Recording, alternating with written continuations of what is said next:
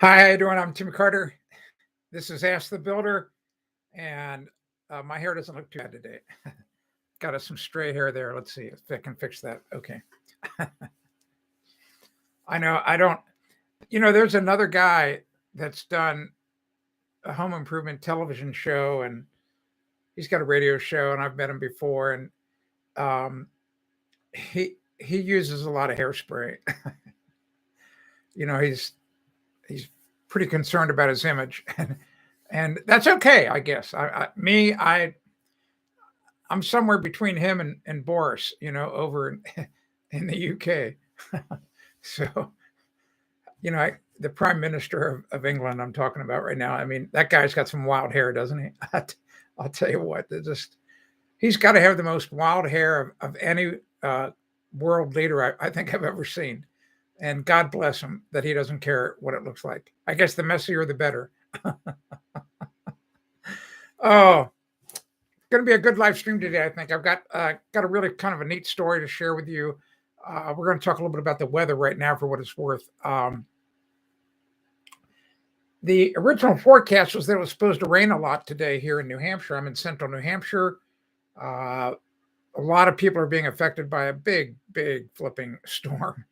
And just a moment ago, before I went live, weather's always been like a minor hobby of mine. I've always had an interest in weather. In fact, back when I was in high school, I wanted to become a meteorologist, but the University of Cincinnati had no meteorology program, and there was no way I could afford to go out of town, and I couldn't get a scholarship, not on how I goofed around in high school. So I went into geology instead. That said, so Bernie Rayno, if you've not watched Bernie Rayno on AccuWeather, you should. He's a great meteorologist, and he's got a great presentation style, and he has a couple of pet phrases, and both of them are never trust an upper level low, and never trust a stalled front. And that's what we have right now. We've got a big stalled front. It stretches all the way from the maritime provinces in Canada all the way down to Texas. And you can see that if you know how to read a weather map, you'll see the lines that they draw. That a stalled front is one that has the warm front symbol next to a cold front symbol next to a warm front symbol. So when a front is moving, when it's not stalled, it's just one thing. It's all cold front or it's all warm front.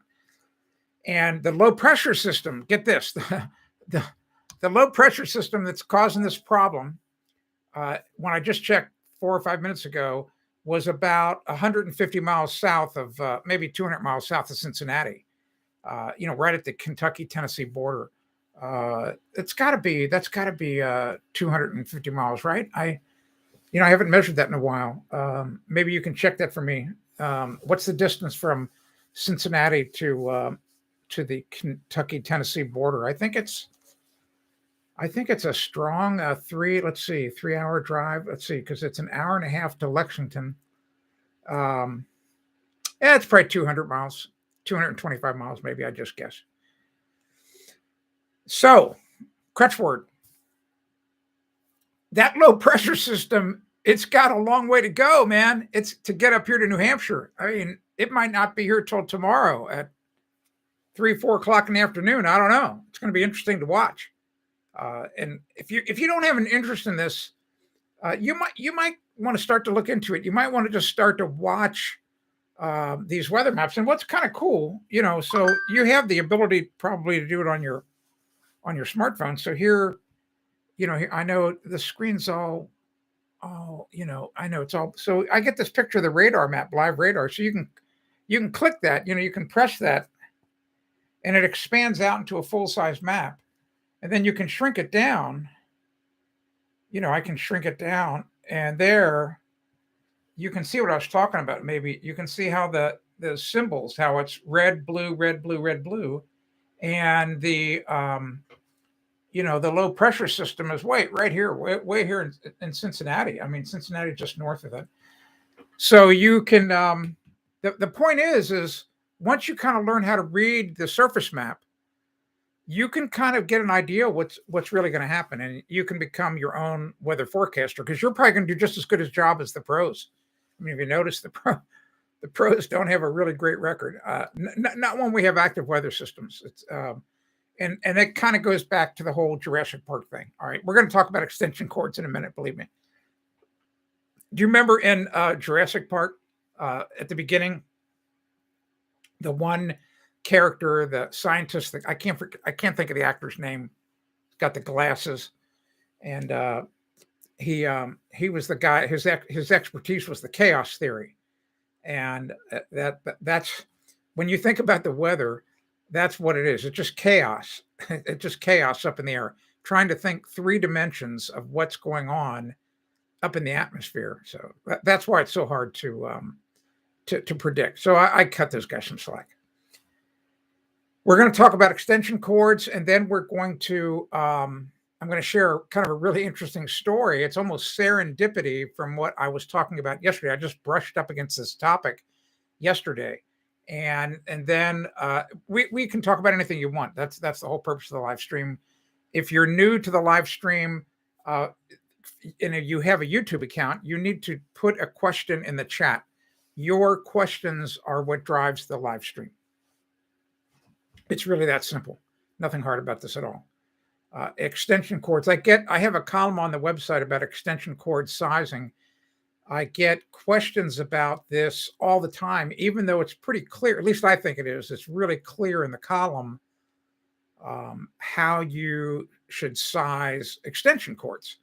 And, a lot of people get, I don't know, they just get, I guess their brain locks up. They don't really understand it. But what you have to think of is you have to think of the copper wires that are in the cable. Think of them a lot like water lines. Like, in other words, if you have a water line that's only the diameter of this pencil, which is what, maybe a 1/4 inch, a little over a quarter, you're not going to get a lot of water through that. I mean, you'll get some, it's like a straw. But imagine if you had a water line, a big one, like this diameter, which is like 3 inches, 3-inch water line. That you're going to get a lot of water through that. All right. And it's the same thing with the copper wires that are in either a cable in the wall of your home or in an extension cord. And the thicker and the more copper there is, the better the gauge is. And unfortunately, the way we number wire gauge, it goes backwards. Who came up with that convention? I don't know. But the lower the number is, the thicker the wire is. So a 12 gauge wire has more copper in it than a 14 gauge wire. Whereas the average person might think, well, gosh, 14 is a bigger number than 12, so shouldn't the 14 gauge wire have more copper? Well, maybe it should. I didn't come up with the convention that, anyway, it doesn't matter. The thing you have to know is that most extension cords for most of the things that you would power, both outdoors and indoors, you always will do better with a 12 gauge cord. And what happens, you have to realize that over long lengths that you have some voltage drop. You've got some friction in the wire, and the bigger the wire is, the less voltage drop you're going to have. And if you have too much voltage drop, whatever you're trying to operate at the end of the extension cord, you could damage that motor. And many people don't realize that. But at the same time, you're fighting these two battles when it comes to extension cords. You should only purchase as much extension cord as you need. Meaning, if what you're powering is 40 feet away, then get a 50-foot cord. Don't buy a 100-footer. All right, thinking that, well, maybe 100 foot's better. Well, yeah, it will it is if you're going 90 feet. So just keep in mind that you want to keep the extension cords as short as they can be and get the job done. And 14 gauge may work for a lot of things. 12 gauge is better. And understand that the wire gauge, and this is all on my website. I'll share the column with you right here. I should have just done that before. You really need to go just look at this column. I got some helpful tables there. I've got I've got all kinds of information there that'll help you. That'll help you size the cord. So just go to that column right there. Hey, thanks, Josh. 193 miles from downtown Cincinnati. There you go. Yeah. So I wasn't too far off, 200 miles.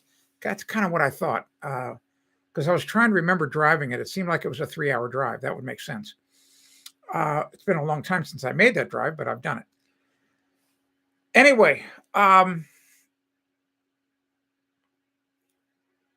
just go to that column and then look at understand that you have to sometimes do a calculation because you have to understand how much power the thing that you're trying to power is sucking. And everything, I'm trying to see if I have something around here. I'm sorry, I don't have anything around here readily. But let's say like for example, if you just like a toaster, like the toaster in your kitchen, probably if you lift the toaster up and you turn it upside down, there's going to be a little sticker there, could be a little riveted plate, and it will tell you how many watts that the toaster draws. And it may say it draws 1,000 watts or 1,200 watts. Hair dryers, a hair dryer that a lot of women use in the bathroom, 1,200 watts. I think typical. That's the typical draw. Guess what? The the reason you can't plug in a hair dryer and the curling irons on the same circuit in most bathrooms is because many, many houses have only got a 15 amp circuit in the bathroom, and a 15 amp circuit will only support 1,800 watts. As soon as you get up towards 1,800 watts, the circuit breaker starts to heat up and it goes, that's it, we're done. No more electricity. And it pops off. Whereas that's why I like to wire every job I've done. Well, not every job, because some customers insisted on 14 gauge wiring, but my own homes, my daughter's new home that I helped build in Bar Harbor, and I was the electrician. There's no 14 gauge wire in the job. It just, I refuse to use it. Everything's 12 gauge. And with 12 gauge, you have 20 amp circuits and you have 2,400 watts. And it makes a huge difference, big, big difference. And when you then compare it, of course, things have gone a little crazy the last 2 years with pricing. But back when I was building my daughter's home, there was only an 11-cent difference in price per foot. All right, 11 cents for 12 gauge wire versus 14. Well, I mean, that's peanuts. I mean, you have to understand when it comes to like wiring like that, like permanent wiring, I'm not talking extension cords now. You only get one chance to put it in. All right.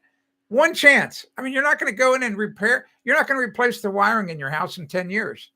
So put in 12 gauge wire and be done with it. You'll never regret it.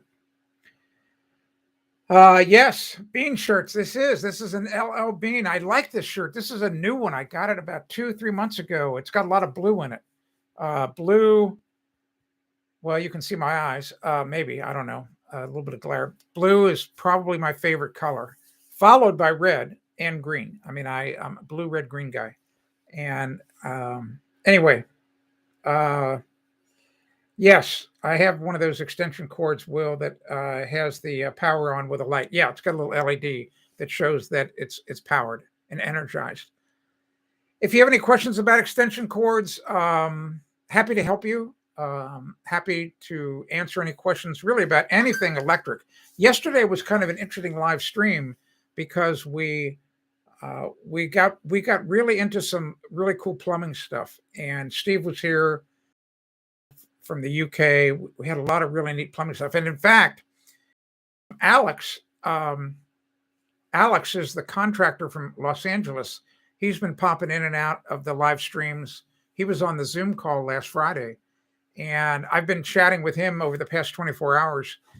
He shared, he had a really interesting job that he's on right now, where this plumbing stack just completely clogged up with just gunk and stuff. And I'm trying to get him to find out from the homeowner what in the world there's going on. That it takes a lot to get a big stack like that clogged up. And my first inclination is that this homeowner is not. They're putting a lot of grease down the drain, and that is a huge mistake. You do not ever want to do that. No grease. I mean, here's what you need to do. We're on a little sidebar right now. If If you use paper towels at your home, and if you're like my wife and daughter, who drives me nuts personally, they can't hear this. They don't watch the live streams, but they'll dry their hands with a paper towel. I just think it's a huge waste. All right. And the paper towel then is, completely clean. In other words, they wash their hands, they use a paper towel to dry it with. Then they throw it away. So every few hours, I go to the kitchen, I find a paper towel in there that's clean. I pull it out, and I get it out of the garbage can, and I put it aside somewhere where it'll dry. And then I have like a stash of those. And then after we cook, if there's any grease at all in a pot or pan, I use those used paper towels that are dry, and I get all of the grease, as much of the grease as I can, out of the pot or pan. And I throw those paper towels away, and then I'll wash it. But you do not want to be washing that grease in your kitchen sink. You don't ever want to pour liquid grease down your sink. Oh my God. Because it just hardens. And what happens is it collects other food particles, and pretty soon you've got a clog. It's really tough to get it cleaned out. Plumbers can come with some high pressure hot water stuff, and they'll clean it out, but you'll probably spend $300, $400, $500 to get that done. And there's no need to do that. Just get the grease out of the pots and pans. And same thing. I wipe off the plates that have grease on it before they go into the dishwasher. So you want to just minimize the grease that's going into your drain, your kitchen drain, and you're not going to have any problems if you do that. I'm actually going to write a column about it this weekend. A kind of an interesting column about how to keep your plumbing system in really great shape. If you have any questions, put them in the chat. Happy to answer them. I am going to tell you a story in just a moment of what happened to me about, I don't know, 4 hours ago at the grocery store. I think you're going to find it pretty funny.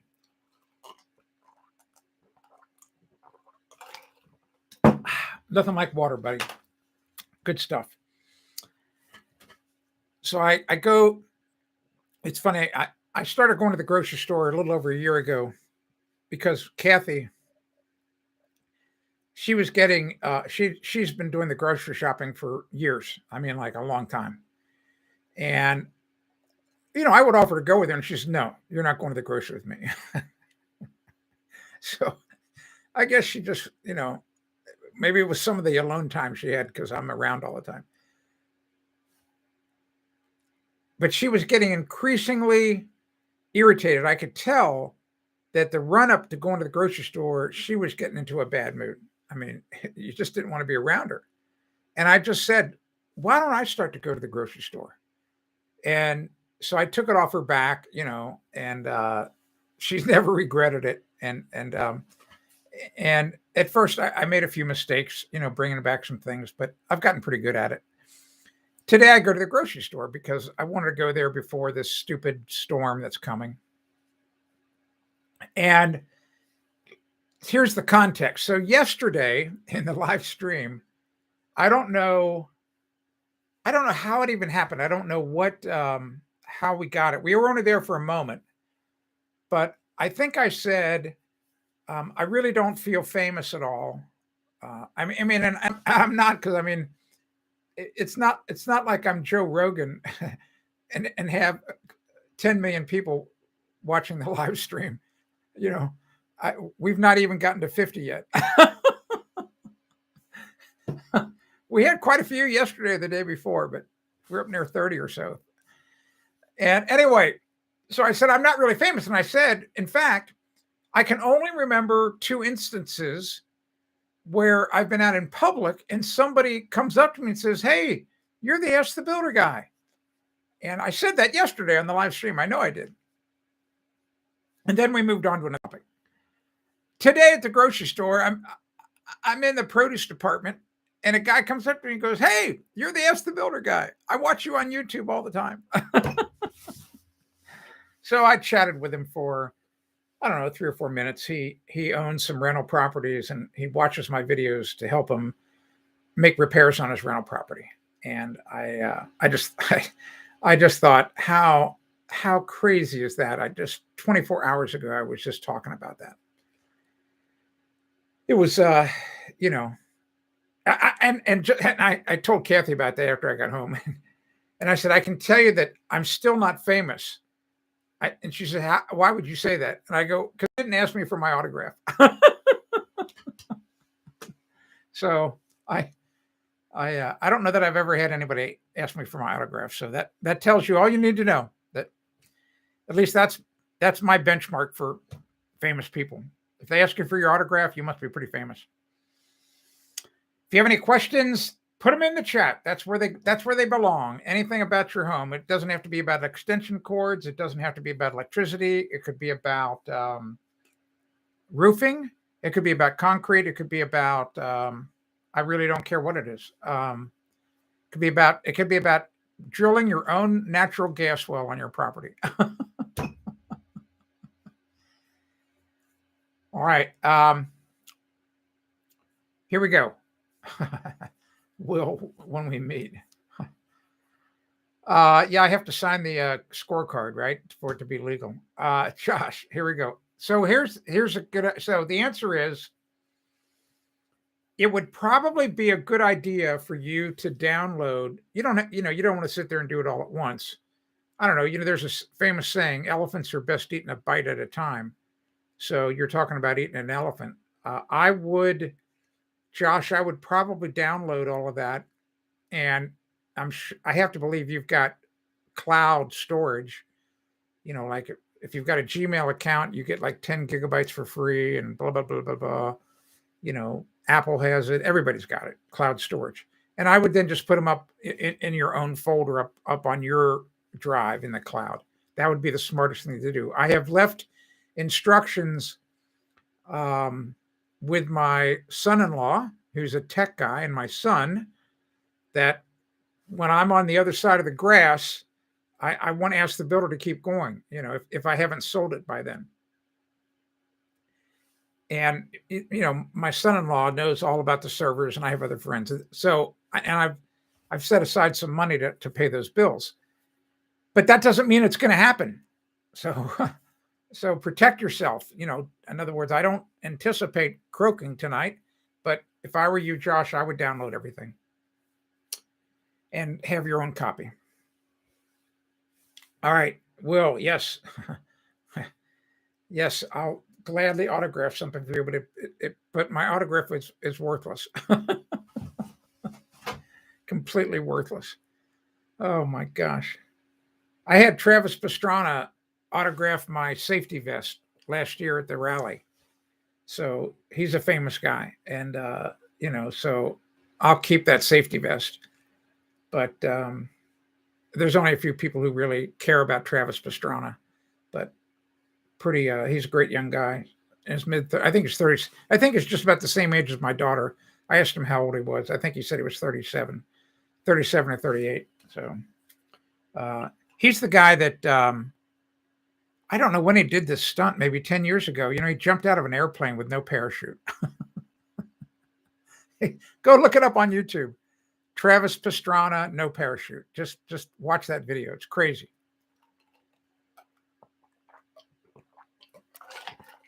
Oh my gosh. All right. If you have any questions, put them in the chat. That's the purpose of the chat. That's what it's for. Maybe a comment, question, whatever it might be. What did I want to share with you? I wanted to share that, tomorrow I will be working in the morning on the newsletter. I wish I don't have that software yet. I think I should have it in a month, where I'll be able to share photographs and screenshots with you. But I have this graphic right here. Let me get this out of the way. There's going to be a graphic that I did a survey newsletter, and I have it right here in front of me. It all came as a result of the Zoom call that we did last Friday.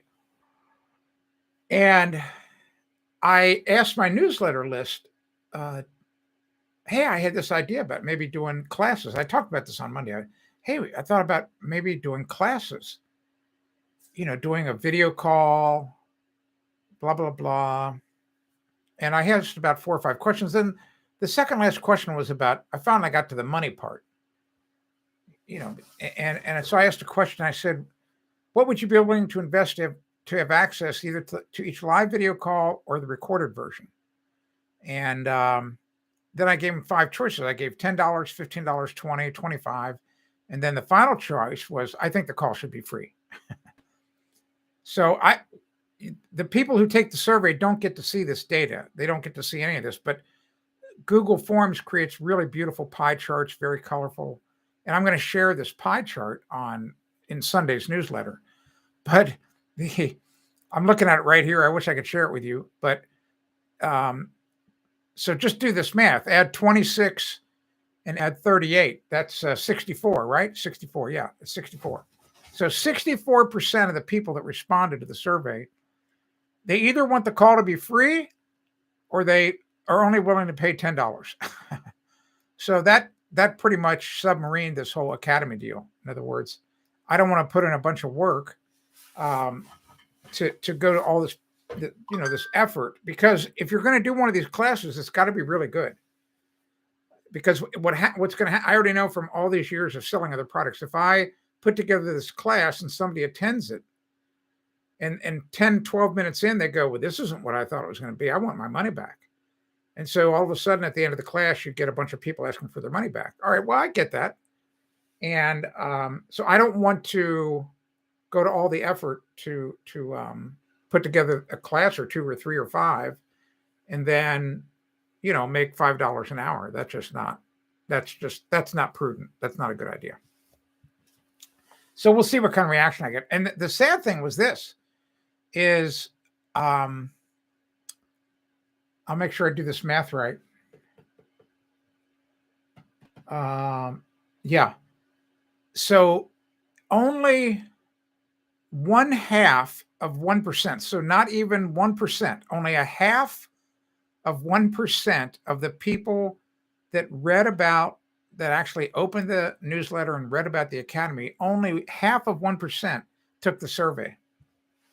That's the more important number, to be honest with you, than the money. In other words, 99.5% of the people who read that newsletter were like, I don't care about the academy. I don't care. So that's really the if I would have had 10% of the people to take who get the newsletter do the survey, that would have gotten my attention. But not when 99.5% of the people will say to you, I don't care about this stupid survey. That tells you all you need to know. Remember, if you've got a question, you can put it in the chat, and I would be more than happy to answer you. Otherwise, I'm just going to blabber on about nonsense that maybe you find entertaining. I don't know, but I'll just kind of blabber on. What we'll do is, here's what I'll tell you. I guess it was about an hour ago. I did maybe a little over an hour ago, I did one of my phone consults. A woman from Scottsdale, Arizona. She was having this is really an interesting story. She was having a sewer gas odor in her home, and she's been there 3 years, and she went online and she bought, it looks like a ham radio, to be honest with you. It looks just like a what we call a handheld transceiver, but the body's a little bit bigger. She bought a gas detector that can sense and rate, methane or sewer gas. And so she took her phone and she started recording a video as she got this thing closer and closer and closer to the sink in her master bathroom. And you could see the detector going off. And so I immediately knew what the problem was. I knew right away. And I asked her, I said, do you use the sink every day? She said, yeah, absolutely. And I said, okay. I said, I know exactly what the problem is. I said, when was, then I went on to explain to her what the deal was. And I gave her, I told her how she could fix it. And hopefully she's going to get back to me in a week. I told her, please get back to me and let me know what happened. But it was really, I just found it very interesting that she had gone out and purchased one of these gas detectors. Very interesting. You can get them on Amazon. Hey, Lorene, how you doing? Glad you're here. Norseman, Southeast New Hampshire, down near Portsmouth. What do you know? Well, I'm welcome. I mean, how you doing, neighbor? Uh, Will, who is here on the live stream, he is just north of you. He would be just north of you by about I don't know, 40 miles, 50 miles be my guess. Uh, anyway, um, I think tonight you're going to get more rain, and maybe we're going to get some snow. All right, here we go. Will's got a question, I think. Have you heard about the LRV for paint? My brother's home association has to approve him repainting his house. It's confirmed that the correct color in the LRV. I don't know what LRV means. That acronym means nothing to me. I don't know what that means, Will. Don't know, but I do know I have my best.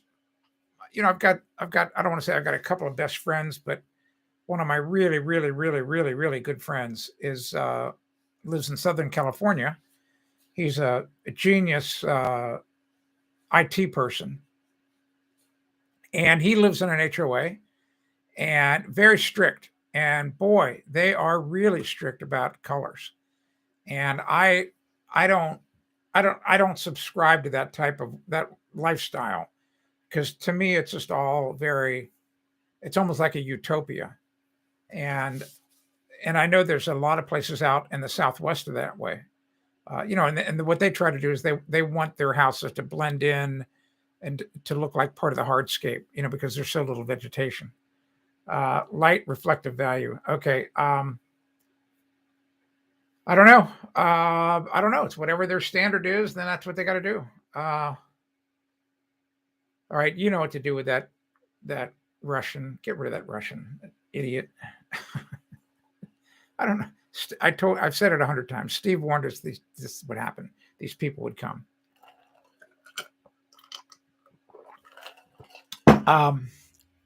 Yeah, it's here in Meredith. As far as the weather, it's only been spitting a little bit of rain.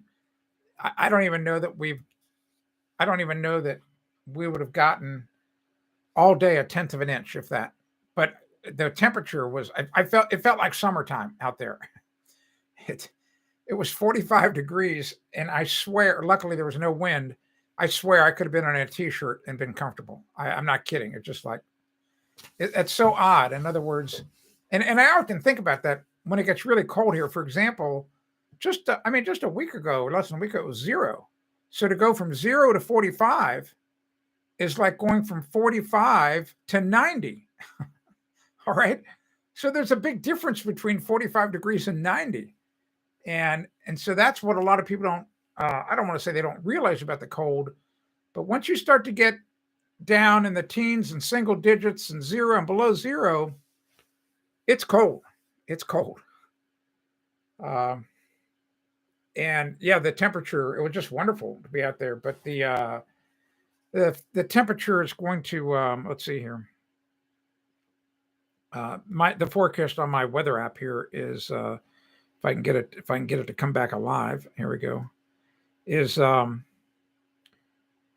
don't know. Yeah, it's going to start to crater here. By 8 o'clock, it's going to be down to 35. And then it's going to get down to freezing maybe, maybe after midnight. Uh, all right. I got it. I see. Yeah, that's exactly what I was talking about. So he lives in Arizona. Will, the, he, there, colors of the houses to be a very flat color and to be the earth tones. I mean, to be these browns and light oranges and buff colored, so that the house is like almost camouflage, so that from a distance, when you're looking at, at a side of a mountain or whatever, that you can't even see the houses. I think that's what their goal is, and that's what that's got to be about when you get to the bottom of that. Yeah, Lorene. Yeah, up where you are, still negative wind chills. Yeah, it's cold up there right now, and we still have here in New Hampshire. Listen, we've got another 6 weeks of winter, no matter how you look at it. I mean, it can still be cold all the way through the end of March. Whereas in Cincinnati, by I I don't know, the third week of March, the honeysuckle bushes would always start to bud. And it's really kind of interesting. You would come down to the kitchen, I'd look off into the French Park where I used to live, and it had been brown all winter. And you kind of blink your eyes and you go, that it looks a little green out there. And you just go, nah, can't be. And then the next day it looks a little greener because those leaf buds, those leaf things are starting to come out. And within about 3 or 4 days, it's starting to get green. And that was third week of March, always. All right, here we go. Let's get caught up. 8-bit vinyl. Love these temps. Who needs the snow and cold anyway, especially with these oil prices lately, right?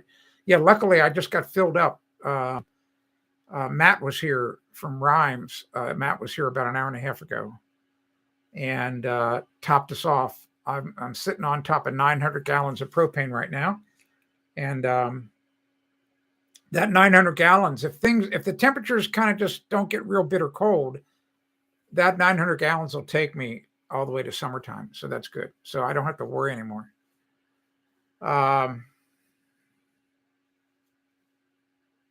Yes. So Lorene, I lucked out too.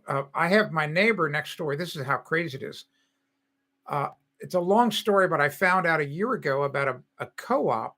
I did not know about there are these local co-ops where you can get together with other homeowners and make a big deal and blah blah blah.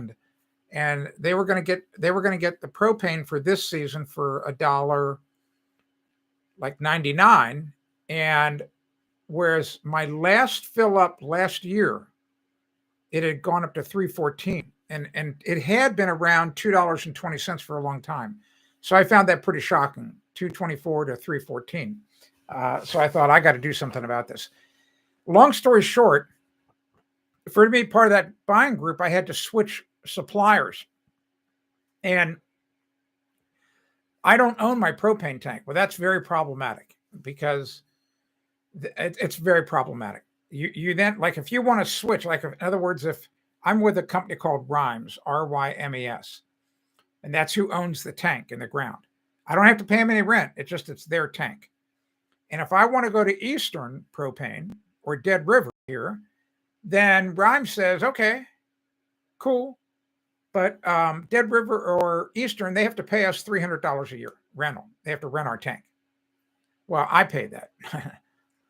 And so when the regional kind of manager found out that I was going to switch, because I'm a pretty big customer in a way, I use about 2,000 gallons a year. He said, no, we don't want to lose you as a customer. We do not want to lose you. I said, okay, well then let's make a deal. So he gave me the same deal as the co-op. So I signed a contract for 2,400 gallons. I could get 2,400 gallons at $1.98. And then I also saved the $300, which brought down my price to about $1.84.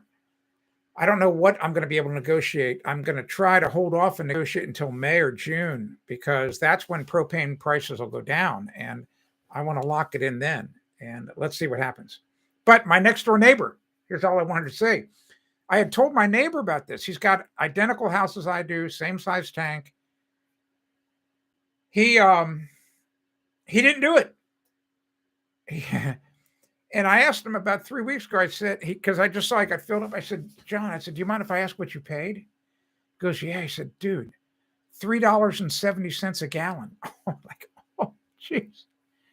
Like, man, that's a lot, So anyway, crutch word.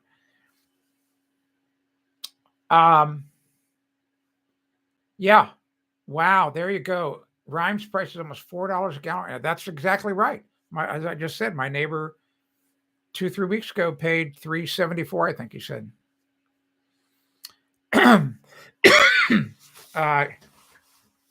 Lorene's got to go to a hair appointment soon.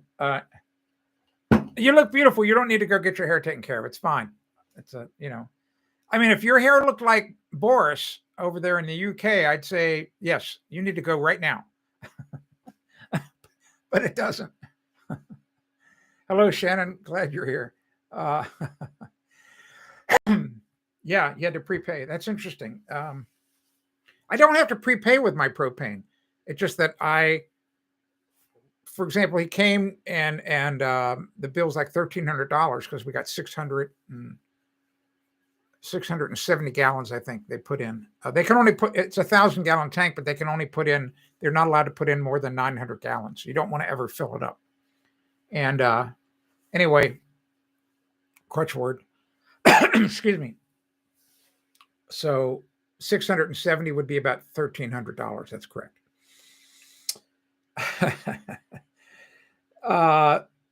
Anyway. So I'm really happy that we have enough as long as it doesn't stay bitter cold. And here we are, February. We're past the coldest. Can still get cold, but the weather, each day the weather's moderating a little bit more. And as long as we start to get into the 30s and some 40s, I'm out of the woods. And I have to be honest with you, I always worry about this. I think I may have talked about this on a past live stream. My best friend here in New Hampshire lives just 7 miles away, and he heats his home with coal. He buys 50-pound bags of anthracite coal, and he's got 2 coal stoves. And the one in the main part of the house works. He's got it going all the time, and that's fine for regular weather. But if it gets down below zero, he's got a coal stove in the basement, a smaller one that he starts up, to provide the extra BTUs that the house needs. But what's really interesting, he said, what he really liked, he says he loves the coal, but he hates the coal. I mean, it's a pain in the butt because he's got to feed the fire himself and do it. But he said, what I really like about the coal is that in October, when it comes and it's delivered, I know I'm not going to be cold ever. And there's a lot to be said about that. And that's what I don't like about my propane situation, because I got filled up. It's really kind of interesting. I only get about four fill-ups a year, if that. I got topped off like last April, and that 900 gallons, man. I mean, once you get into warm weather, we only use a very little bit of propane. Maybe, I don't know. I'd have to do the math. I don't even know if we would use a gallon a day. Well, there's a gallon a day. Maybe we do. Maybe we use a gallon a day to heat water. But I didn't get any propane until December. And so this past December was my last fill up. But we were at 900 gallons, about a week or so before Christmas. And then I had to get filled up again today. So I can't make it through the winter with just one fill up. And that's a problem, and in my opinion. I don't like being in that situation.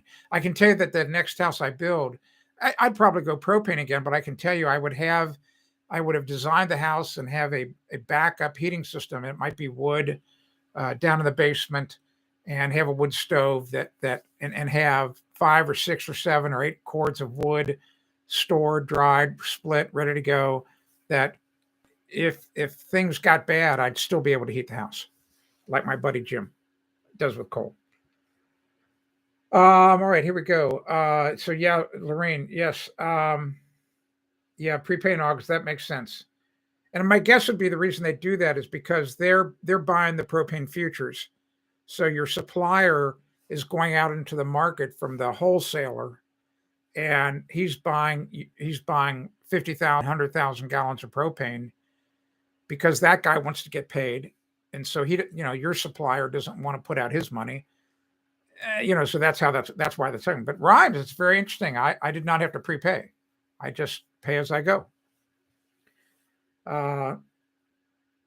Yeah, my propane tank is also buried. And yeah, I'm curious about what my renewal is going to be. Boy, I would hope that I'm going to start to do a little bit of research about that. And like I said, I'm hoping that I can that I have enough negotiating power that I can make the deal when propane prices start to go down, because they always go down in May and June because there's no demand for it.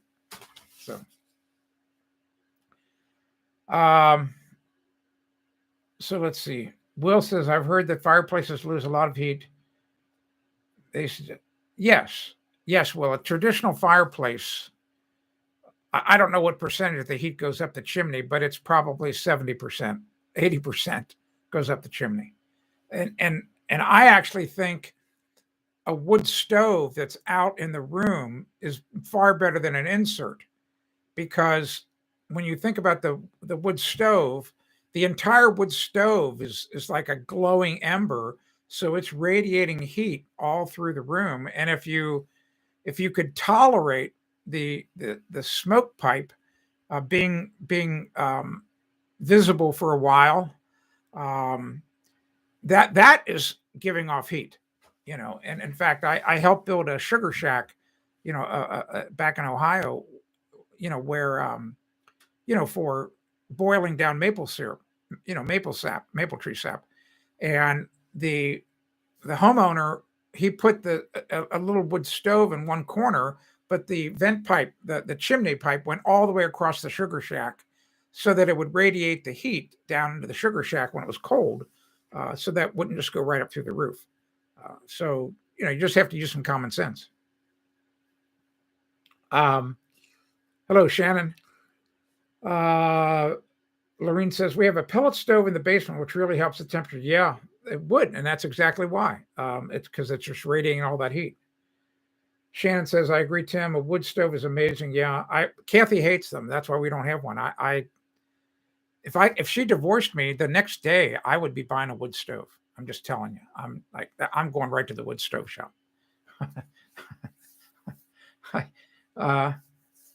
Then you can put in a bucket of water on top. Yeah, exactly right. Yeah, that's what my mom did when I was growing up. She would have bowls of water on the heat registers. Will, don't pellet stoves need electricity to turn on? Yes, I believe so. The pellet stoves have a little auger. That's exactly right. Yes, yes, yes. Lorraine already answered. So I don't.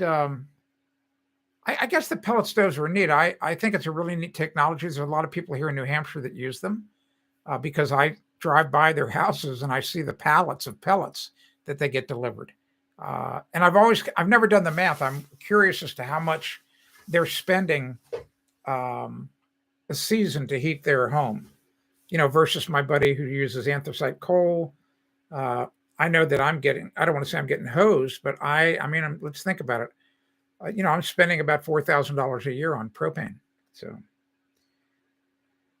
yeah, no, I doubt, no hand crank. You would have to have that pellet stove hooked up to a little generator.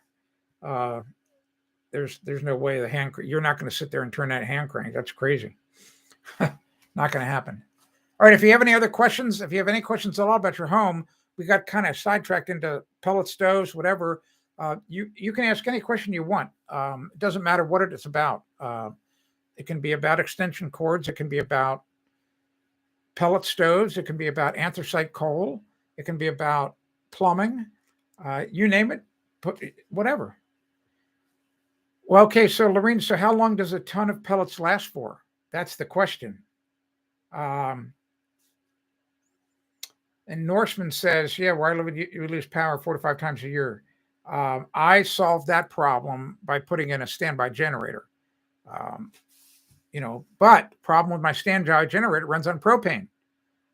So it's really, you have to I really watch how much propane I have. And if we had an extended power outage, I forget what that generator, what it's burning. It might be burning, it could burn a half a gallon an hour of propane, maybe an hour. I mean, a gallon. I don't know. I haven't, it's been a long time since I looked at the manual. But it will last a long time. So 2 bags a day if you burn 24 hours. So is each bag 50 pounds? I'm just guessing it because I've seen those bags. It seems like a bag is 50 pounds.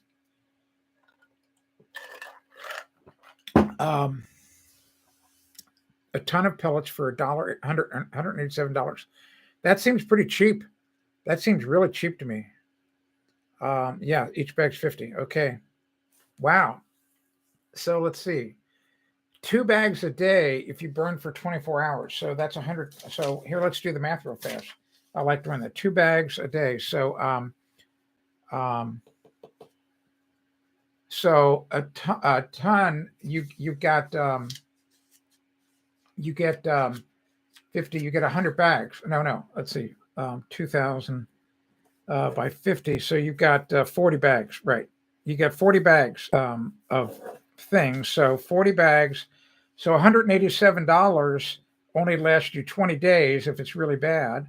Um, so 20. So you're paying $9 a day to heat. Let's round it off and say 10.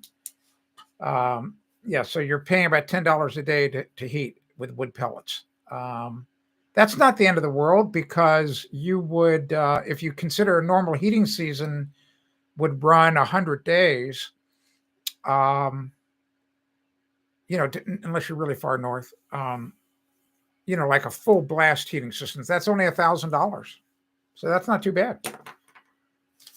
Uh, that's not too bad. Beats my 4,000. Um, well, I mean, it's you can go onto YouTube and watch a bunch of videos about how these pellet stoves work and how you load them. And I don't. Lorene might say how often do you have? That's a great question, Lorene. If you're still here, how often do you have to feed? How often? How many pounds will the stove hold? I mean, how many times a day do you have to go down and feed the machine, the stove? If that makes any sense. Um, it must have some type of hopper. I don't have a pellet stove, so I don't know. Um, I would hope that you would not have to do it more than 3 times a day. Um, versus low, yeah, exactly. 8-bit. You don't have to clean the stove out. Yep, cheap pellets. One bag in the hopper. Okay, one bag in the hopper, and you said it takes twice a day. All right, got it. Okay, there we go. That answers the question. Okay, got it. All right, perfect. And so that's a lot like my buddy who does coal.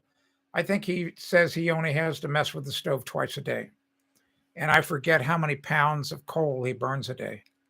But it's a little messy.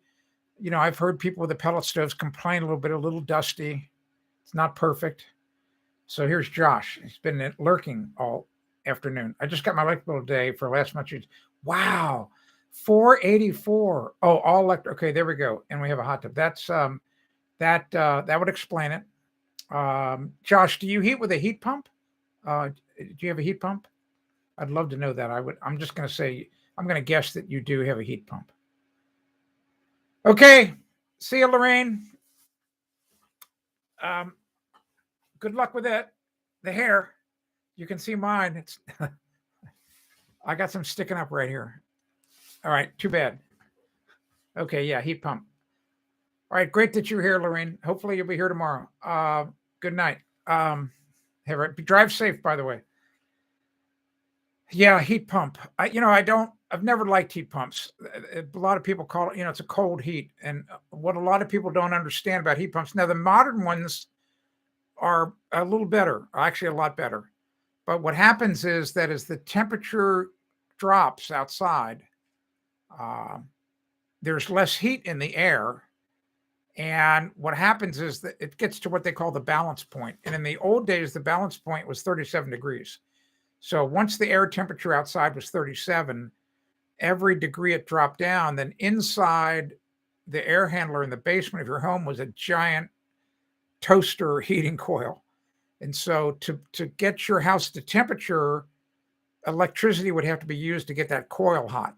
So once it gets down to 20 or 15 or 10 or 0, you're not getting anything from the outside air, hardly anything, and you're just using that resistance coil. And it just seems like the plenum temperature of a heat pump is generally maybe you can get air out, the temperature of the air 90 degrees, maybe. Whereas a gas forced air furnace, generally you can get a plenum temperature of 120, 125 degrees. And the air is just much warmer coming out of the ducts. Yeah, it doesn't get that cold down in Arkansas. Josh, 3-ton unit, cold snap last month really made it jump. Yeah, no doubt it did. Or home from college, so we had extra people. Yeah, exactly. Big money. Yeah. I love this economy. It just, you know, it, I'm just going to say this. If you've not read, I talked about this a month or two ago. If you've not read at least the first book in the 5-book series of the Game of Thrones, I'm telling you, you should read the first book. All right. Read the first book of Game of Thrones. And, it's a fantasy thing, medieval type, swords, castles, kings and queens. And it basically mirrors exactly what's happening in our world right now and what has always happened. All right. So we're you and I right now, whether you like it or not, we're involved in in the Game of Thrones. The Game of Thrones is happening right now. It's happening here in the United States. It's happening in England. It's happening in Germany. It's happening in Australia. It's happening everywhere. All right. Happens in every country. And you and me, we are considered small folk. That's what George R. R. Martin, the author, calls us. Small folk, meaning we do not matter. We do not matter. We're only useful because we can, help butcher things and grow wheat and make things for the kings and queens and all the people at the top of the food chain. So so all of that, the whole economy thing, all I wanted to say was the whole economy thing just manipulated to make all that stuff work for them up there. And I don't know if you saw this in the news, kind of interesting, and it's going to have an impact on you and your home stuff. If you um, if you have any major home improvements planned, you probably want to do them sooner than later. I just saw I think it was yesterday, and I had predicted this. I mean, you don't have to be a rocket scientist to do it, but the national debt here in the United States topped $30 trillion. All right, so that's obscene. And especially when you think what the national debt, just go back and look what the national debt was just 15 years ago. And it's going to get worse, and there's nothing they can do to stop it. And that's causing big inflationary pressure on you, and that inflation's not going to go away. The people who are playing Game of Thrones, they are going to do everything they can to manipulate that number and make it seem like the number is much smaller than it really is. So I'm telling you, if you have a major home improvement project, you want to do it sooner than later. You need to spend that money before it costs even more to do it. So that's all I'll say. Look who's here. Hey, Steve. Howdy, buddy. So yeah, $90. Yes. Think about that, Josh. Your heating bill, $3 a day. So just boost, $96 or $98. So 3 times 30 would be 90. So you're paying a little over $3 a day extra for electricity. Shannon says we'll have to link up when we can finally visit the UK. Yeah, it's on my bucket list. I've always wanted to go to the UK, big time. I want to go. Oak Grove, that's a new one. I have never seen you before. Thanks for being here. You could spend $10 million a day and it's take you 2 and spent. There you go. Isn't that? There you go. It's a huge amount of money. It's insane money. And what's going to happen? I'll just say this. I'm not an economist, but I studied this particular slice a lot. And it's because I only live 69 miles from where it happened. 69 miles north of me is Brenton Woods, the Mount Washington Hotel. It's in this little hamlet called Brenton Woods. Well, there's a big historical plaque at the road right when you pull into the driveway of the Mount Washington Hotel. And it tells you that in 1944, all these world leaders were in the hotel and they had the Bretton Woods Conference. Go look it up. Go look up on Wiki. Some people call it Wikipedia. I call it Wiki Make Your Own Reality. Wiki, make your own reality. Go look it up. Look up the Bretton Woods Conference. So Bretton, then Woods Conference. What you'll discover, and this impacts Steve. So prior to 1944, the British pound was the world reserve currency. The England, they were in charge, man. Every other currency was measured against the British pound. But what was happening in 1944? So I don't think Steve was born yet, but Steve's mom and dad and his aunts and uncles, they were trying to make sure they didn't have to start speaking German.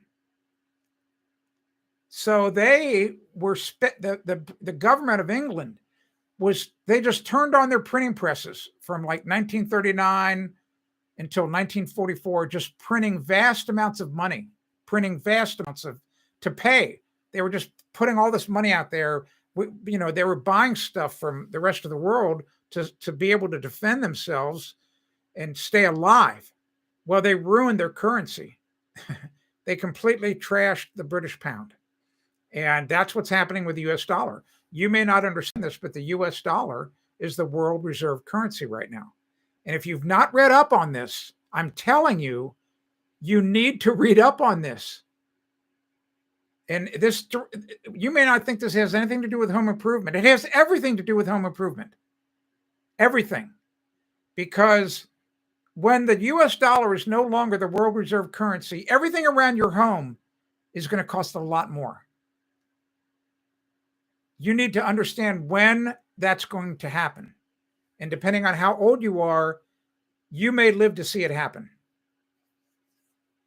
I predict that the US is not going to be the world reserve currency within 15 years. I think by then it's going to be gone. I don't know who else it's going to be. I'm not an expert in it. Let me get caught up. Steve says, try living and rip off Britain. Yeah. It's a miserable place. Wow. I'm sorry to hear you say that. I really am. I don't know that I would like to live in London. I can tell you that. I'm not a big city guy. I don't like anything about them.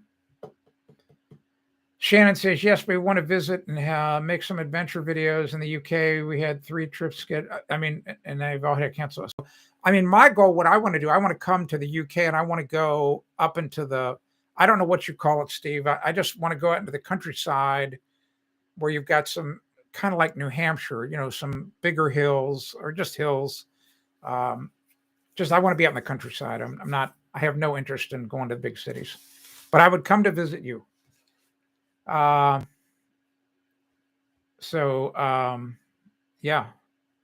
Oak Grove. Okay. Yeah. Well, no problem, Oak Grove. If you've not read up on the world reserve currency situation, you should. I'm telling you, you need to keep your ear to the ground on that one. Really important. When you see the U.S. national debt start to get up to 60, 70, 80 trillion, you better really be paying attention. And I'll just share this with you. What happens when the U.S. dollar is no longer the currency? Any dollars you have, it could be dollars in your wallet, it could be dollars in your mattress, it could be dollars in your savings account or checking account. They just like go down in value like very steeply. The bottom line is you've got some time here to start making sure your wealth is not in dollars. In other words, you want to own things that are not dollars, but they're valuable. It could be stocks, for example. Like, I know this sounds crazy, and I know people, they don't like oil necessarily, but I'm just giving you this as being a geologist. Meaning, if you went to buy shares of stock of Exxon, big international corporation, so Exxon, they actually own billions of barrels of oil. All right, they own it. It's in the ground still, but it's theirs. All right, so that's an interesting asset. You might maybe you own shares of stock in a timber company. All right, so it's timber. It's not dollars. So I'm just trying to give you an idea. In other words, you need to own things and put your wealth into things that are not dollars, because the dollars are going to become worthless. You need to talk to your kids about this. If like I talk to my kids about it all the time, because they're going to live to see it happen. They're going, and there's stories. History is littered with stories where this has happened in other countries. This is not a first time event. It's not, but it's happened all the time. And inflation just goes crazy. You could have 100% inflation in a year. All right, enough of that.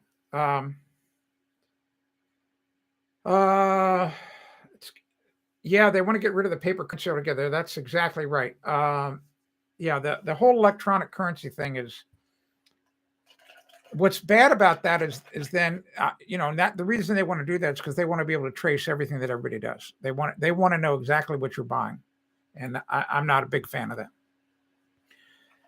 Shannon says Germany has 19% sales tax. Are you serious? No, that can't be true. Is that true? Wow. Oh, good for you, Steve. You're going to try to get to London.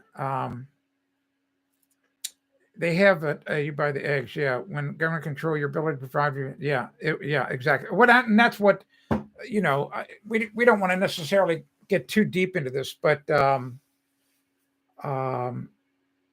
once again, it's the Game of Thrones, and if you want to control the people beneath you, if you want to maintain power, then you just read the book. I mean, just read Game of Thrones. It's really interesting. You control their lives and you control their food, and wink, wink, you control their health. The illness, right? Anyway, so and then they'll do what you want. All right. So that's what's in play here. That's why I've covered this in past live streams. I'm a real big fan of self-sufficiency. I have a friend of mine, a ham radio student, and he's a nice guy. He's older than I am. He's trying to learn. He's doing a good job of learning Morse code, and we get on the air each morning, and he practices. And but he has a habit where I don't want to say that he's lazy. I don't know what it is. He rather than go research something, he'll ask me a question. And my answer always is, well, when you went to my website about that and you looked up that topic, what did you discover? Oh, well, I didn't go to your website. Oh, I see. You want me to see what I'm doing and then give you this information. Is that what's in play here? And of course that's what's in play, but he gets a little irritated when I do that. And I just think that we as a people need to go back in time 100 years ago to when, people had their own gardens and you were pretty much self-sufficient. I mean, it's harder to do when you're in a big city like Steve is. And I wish I should do more gardening, but I don't. But that's food's my weak link, but I can go ahead and buy a bunch of dried stuff and store it.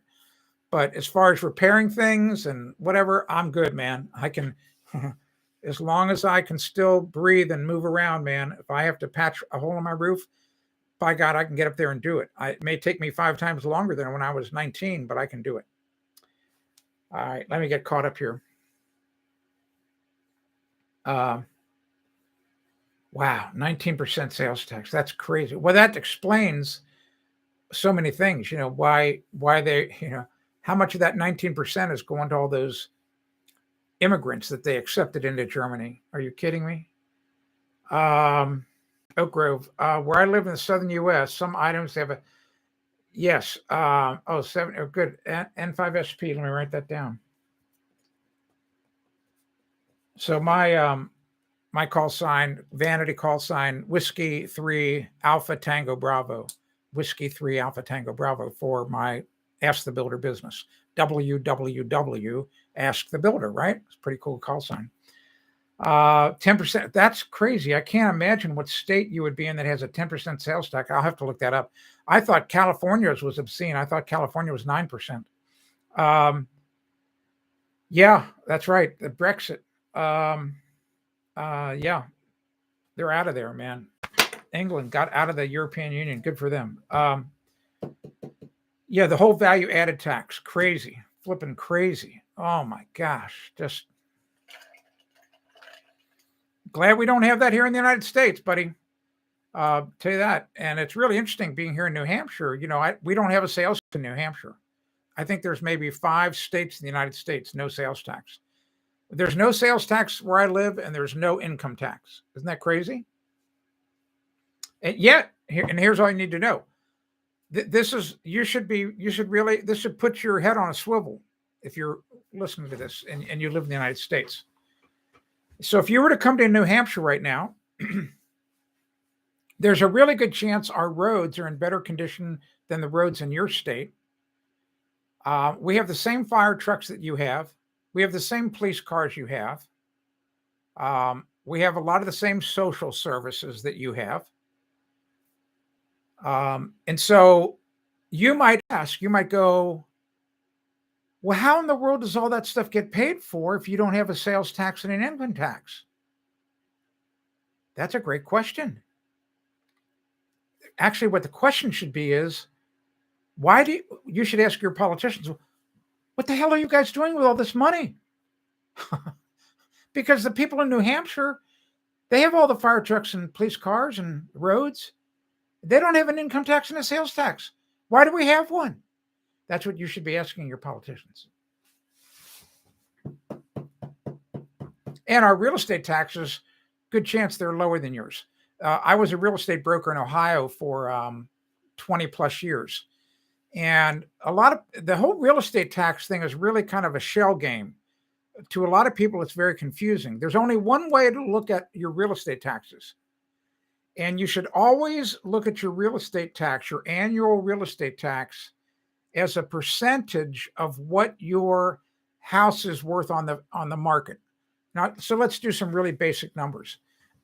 Let's say that you have your house, if you went out and sold your home right now, that you could sell it for $500,000.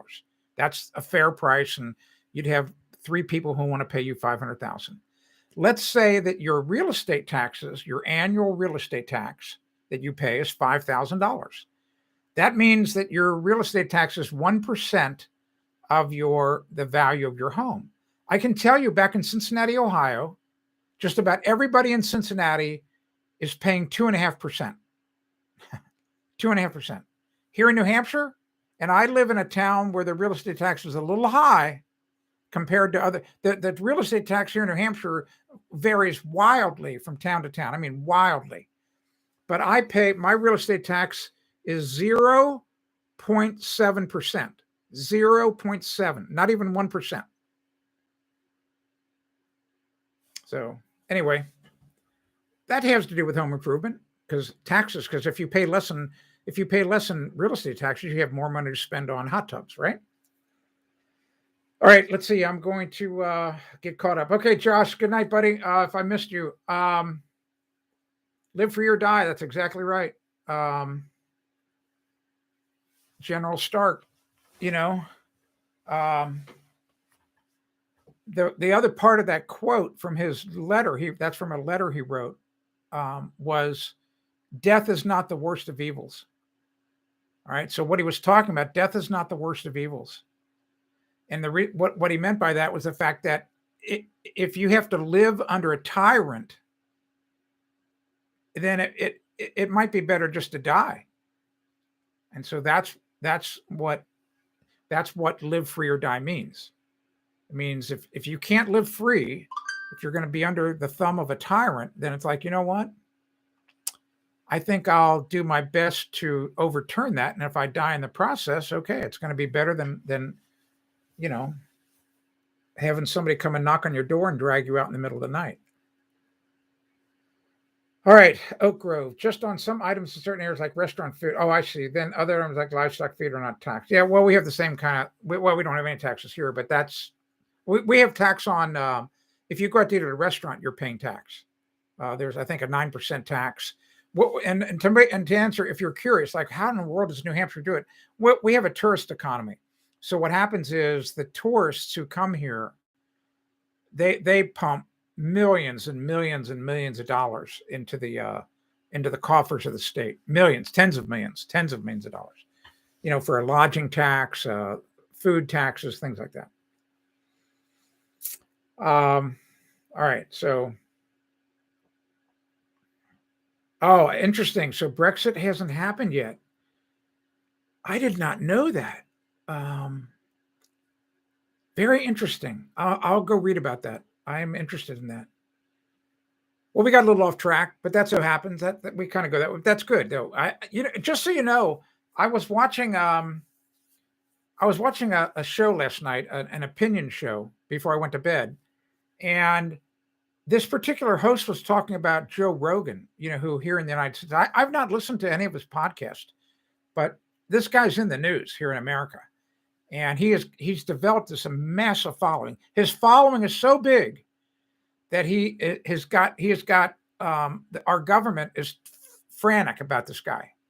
They're not happy, and all that this guy does, it's really kind of interesting. He's not necessarily, from if this is true, what I heard, and I don't know this, I've not listened to him. This Joe Rogan guy is not.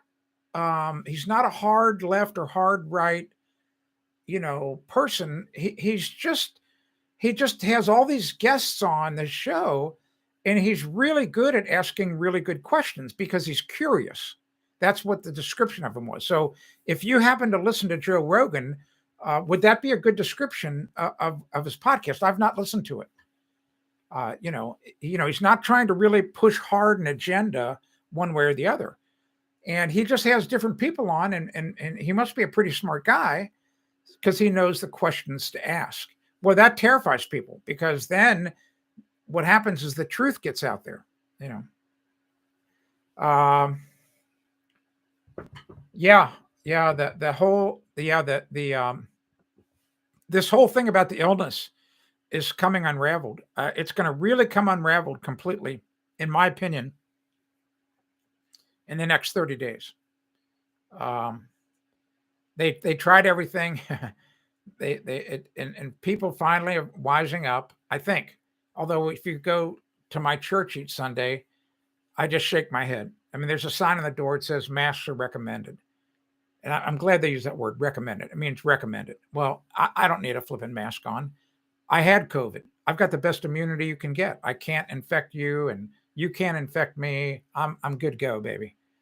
And but my gosh, the number of people in my parish that wear masks, and I just want to say to them, hey, that mask you got on, like, can you smell that pizza across the street? Do you smell the pizza I smell?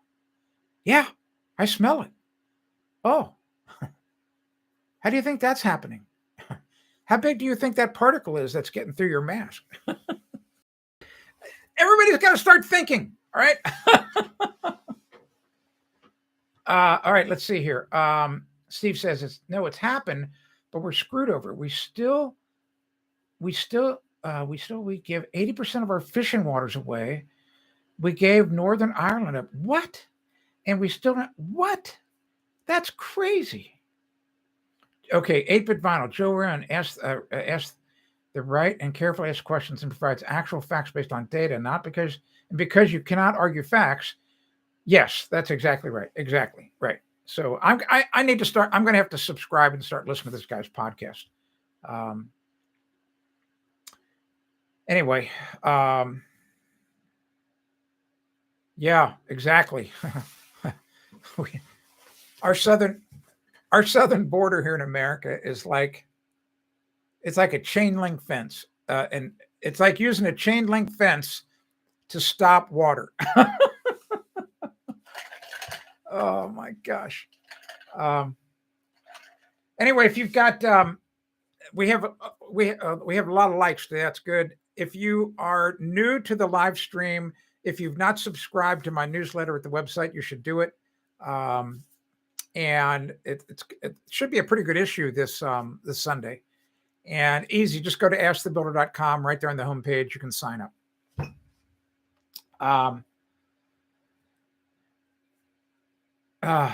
Boris, Steve, before you got on today, I was talking about Boris a little bit about his hair, and I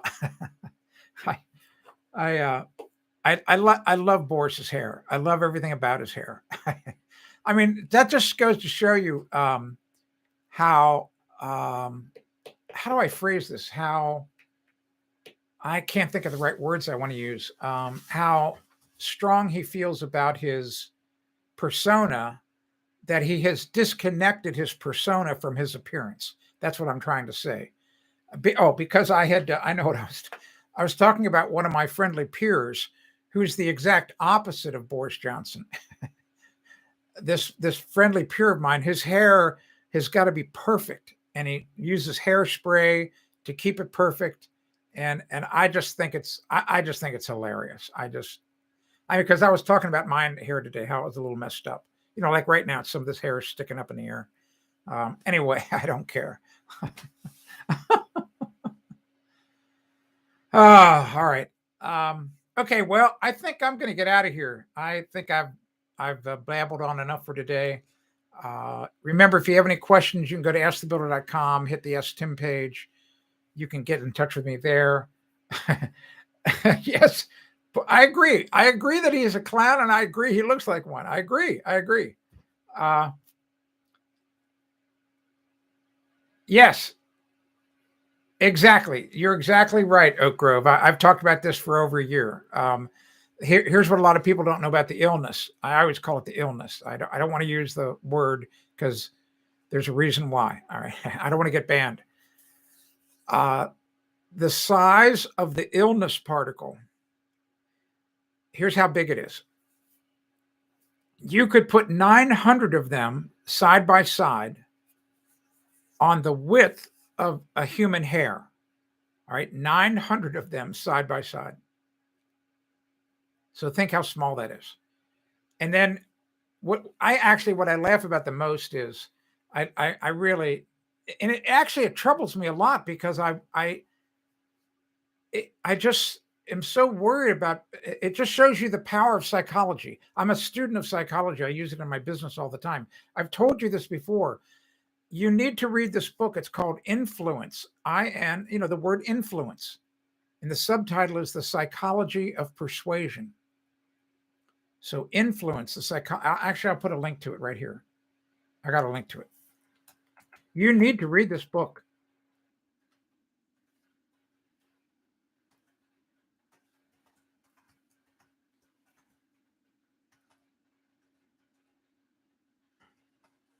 Make sure that's right. All right. Go click that link. Go get this book. And here, this book is going to be a life changer for you. It's going to save you. I don't know how old you are, but it's going to save you thousands and thousands of dollars. If you're a younger person, if you're in your 40s or 50s, it's going to save you tens of thousands of dollars over your lifetime. Tens of thousands. Go get that book. Go buy that book. And that psychology that Dr. Cialdini talks about is what's been in play the last 2 years. And I'll just tell you real briefly, I like talking about this. I'll talk about this very quickly. In each human being, in you, me, everybody, even people in the rainforest, who you might consider not civilized, there are like 5 or 6 really deep-rooted psychological triggers. The easiest trigger to push, the easiest button to push on somebody is the trigger of reciprocity. So it's reciprocity.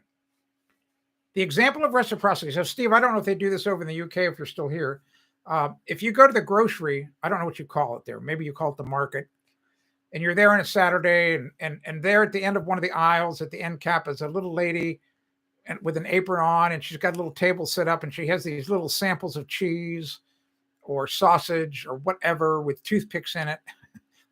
And if you make, and she says, here, take a free sample. Try out this cheese. And if you make the mistake of taking one of those pieces of cheese and you put it in your mouth, done. Boom. Because here's what happens. The average person, one of two things happens. One of two things guaranteed to happen. You go, oh, okay, I'll buy some of that cheese, and you put it in your shop. You put it in your buggy. Or if you don't buy the cheese, when you walk away, you feel guilty. You feel guilty. Maybe for a second or two, but you have this little bit of guilt going on. All right, that's how powerful that psychology is. The most powerful psychological trigger of all is scarcity. That's why we waterboard prisoners. And I don't mean to laugh about it. It's just that if you want to get somebody to do something, then you make something scarce. That's what scarcity is. So in the case of waterboarding a prisoner, we take away something. We make something scarce that's very valuable. Air. We take air away. So if you do that, they start singing like a canary. So in your everyday life, what's scarcity? It's simple. It's so simple. You'll get you must from some company you buy from all the time. You'll get an email every other day and say, "Hey, the sale on these long underwear ends on Friday night. On Friday night, the sale's over. You're going to start paying the normal price after Friday." That's scarcity. And how many times when you get that email, you go, "Oh my God, I got to go buy this long underwear." Boom, they got you. They pushed the scarcity button and they predicted your behavior and they just got money out of you. So what's happened in the past 2 years across the world? They played the scarcity card. You're going to die. We're going to take your life away from you. You better do this or you're going to die. That's the ultimate scarcity play. Death. Death is the ultimate scarcity play. You got to read that book. I'm telling you right now. Got to read that book. All right. So it's right there in the chat. All right. I'm going to go. So get the book.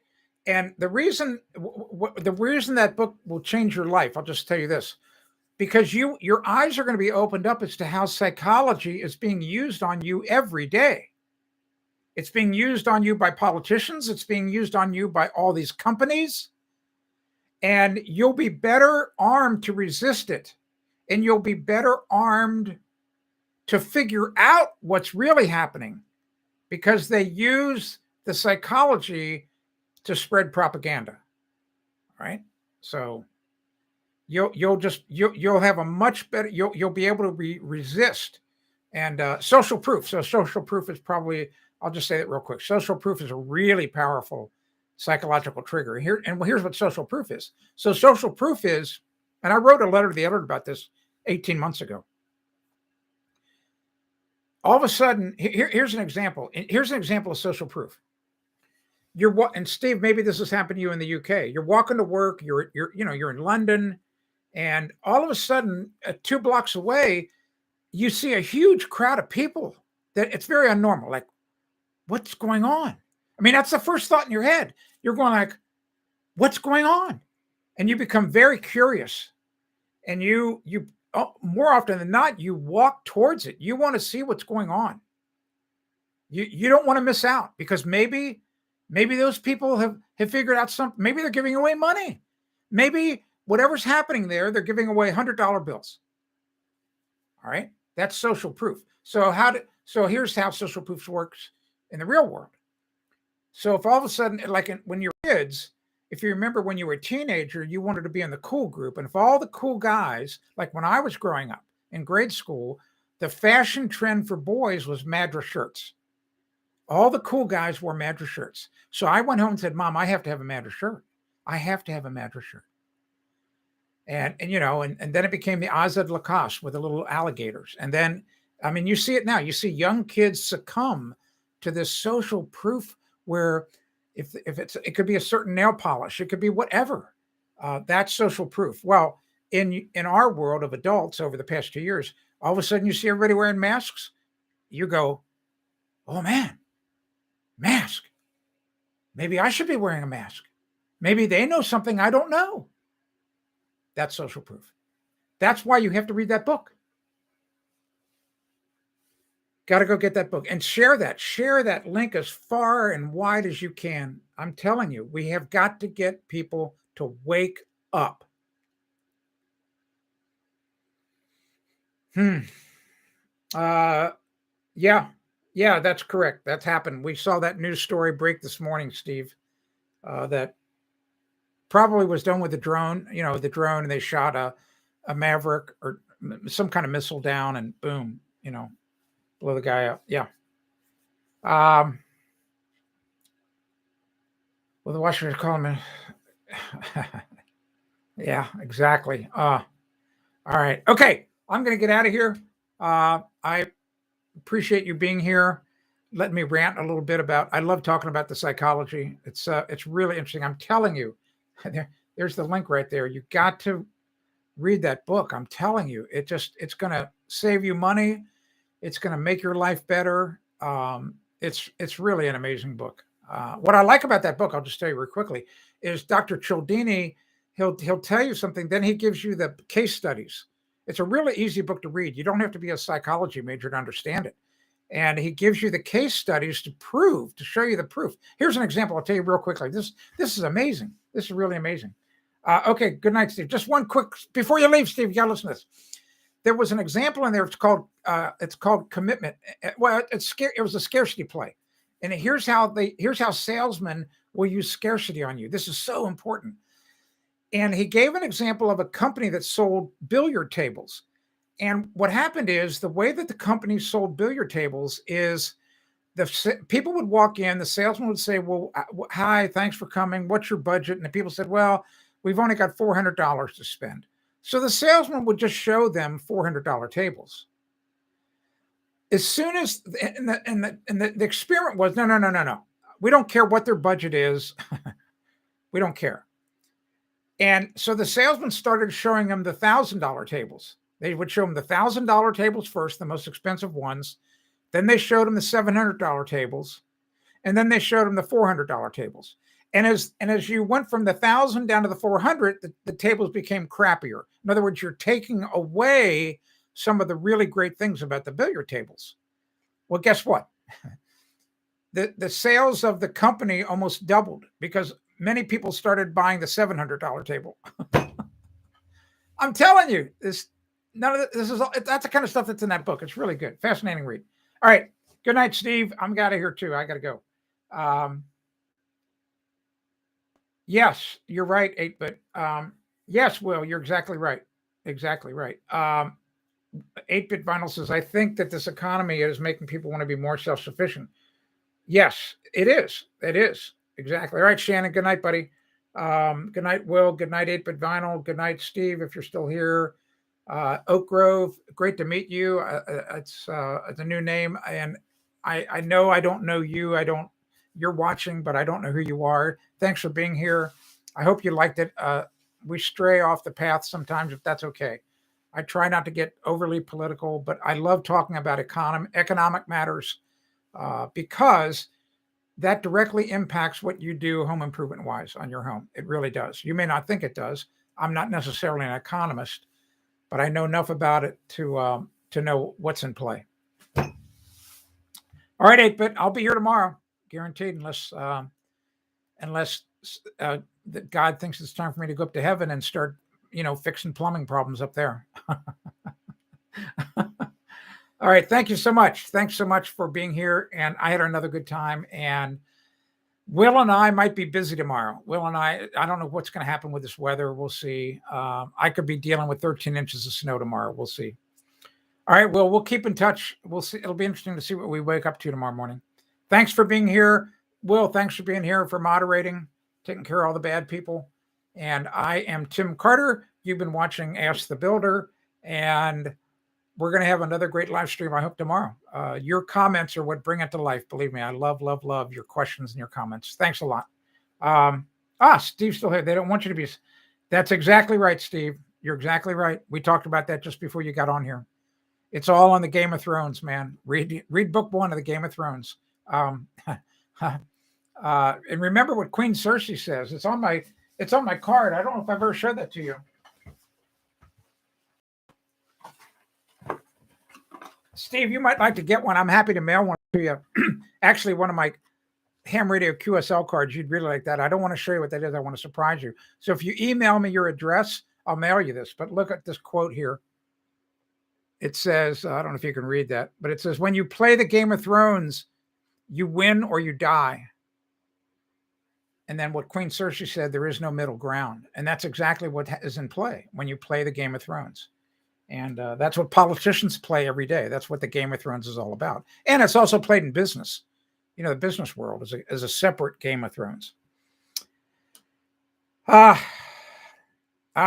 power could happen. All right, I'm out of here. Thanks so much for being here. Thank you so much.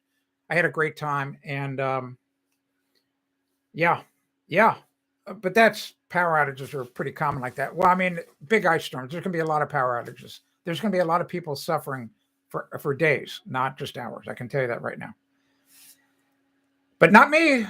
I got filled up on propane. I just have if that standby generator comes on, I just have to go out there every 8 hours and turn it off and check the oil level. I'm out of here. Seriously, you might like to have one of my business cards. Got a lot of neat information on the back. Okay, Steve, Will, Oak Grove, 8-Bit Vinyl. Shannon's already gone. Lorena's getting her hair done. And we missed Alex today. Alex is not here, but he was busy. He was busy on a big plumbing job out in LA. I was getting pictures from him all day. I'm out of here. Had a great time. Thanks so much for being here. I'll be here tomorrow.